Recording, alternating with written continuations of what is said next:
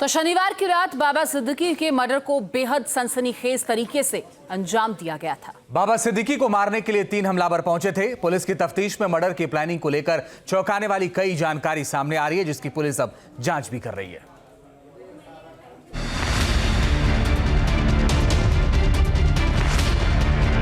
तीन शूटर और 3 गोलियों से बाबा सिद्दीकी का शरीर छलनी। 3 शनिवार 12 अक्टूबर, वक्त रात के 9:30 बजे, जगह निर्मल नगर, बांद्रा। शनिवार की रात मुंबई का बांद्रा इलाका एक बड़े पॉलिटिकल मर्डर की वारदात से दहल उठा। बाबा सिद्दीकी अपने विधायक बेटे ज़ीशान सिद्दीकी के निर्मल नगर में मौजूद दफ्तर से बाहर निकले। हमलावरों को इसी मौके की तलाश थी। बाबा सिद्दीकी पहले से ही निशाने पर थे। एक ऑटो पर सवार 3 हमलावरों ने बाबा सिद्दीकी को दफ्तर से बाहर देखते ही उन पर ताबड़तोड़ फायरिंग शुरू कर दी। हमलावरों ने 6 राउंड फायरिंग की, लेकिन 3 गोली सीधे बाबा सिद्दीकी को लगी। 2 गोली पेट में और 1 सीने में। गोली लगने के बाद बाबा सिद्दीकी जमीन पर गिर पड़े।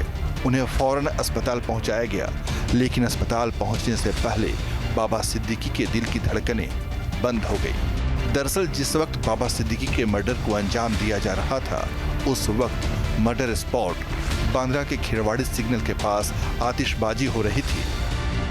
वारदात के बाद 2 आरोपियों को तो वहीं दबोच लिया गया, लेकिन एक फरार होने में कामयाब हो गया। पुलिस ने तीनों आरोपियों की पहचान कर ली है। इनमें से एक यूपी के बहराइच का रहने वाला 19 साल का धर्मराज कश्यप है, जो पुलिस के शिकंजे में है। दूसरा आरोपी 23 साल का गुरमैल सिंह है। गुरमैल हरियाणा के कैथल का रहने वाला है और इसे भी पुलिस ने दबोच लिया है। लेकिन बहराइच का ही रहने वाला 17 साल का तीसरा आरोपी शिव कुमार अभी फरार है। जानकारी के मुताबिक बाबा सिद्दीकी की कॉन्ट्रैक्ट किलिंग की जिम्मेदारी शिव कुमार को मिली थी, लेकिन इस हत्या को अंजाम देने की कोशिशें पिछले 1 महीने से चल रही थी।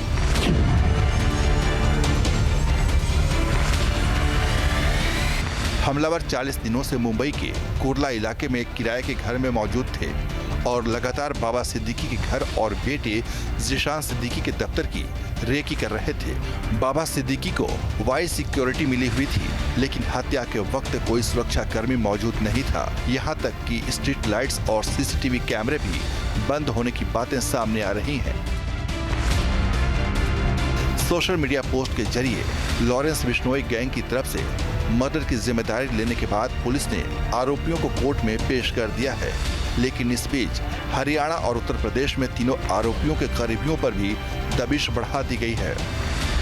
बहराइच में मौजूद 2 आरोपी धर्मराज कश्यप और शिव कुमार के परिजनों से पुलिस लगातार पूछताछ कर रही है। पुलिस को चौंकाने वाली जानकारी हासिल हो रही है।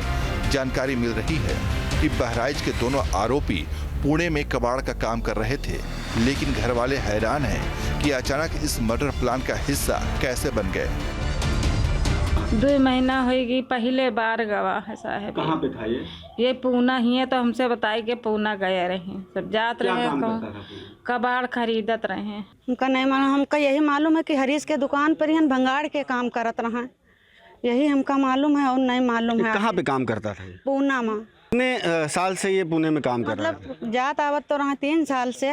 मोले रे अब से आए रहा तो होली कह के, होली के 8 दिन बाद चले गए, तब से नहीं आए हैं।